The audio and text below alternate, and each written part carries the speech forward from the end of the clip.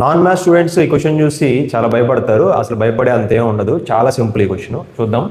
1 - 1/5 into 1 - 1/6 1 - 1 so on up to 1 - 1/20. So బ్రాకెట్లో ఇవన్నీ వేశారు కాబట్టి ఇవన్నీ మల్టిప్లై చేయమని అంటున్నారు. బ్రాకెట్ అంటే మల్టిప్లికేషన్ అనమాట.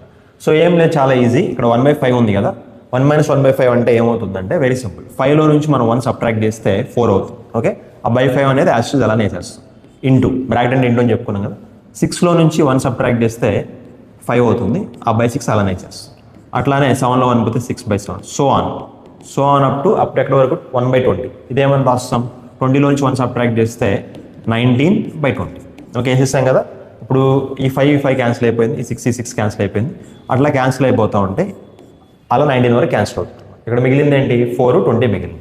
పైన 4 మిగిలింది, కింద 20 మిగిలింది. So 4 gets cancel 1 time and 20 gets cancel 5 time. That's easy.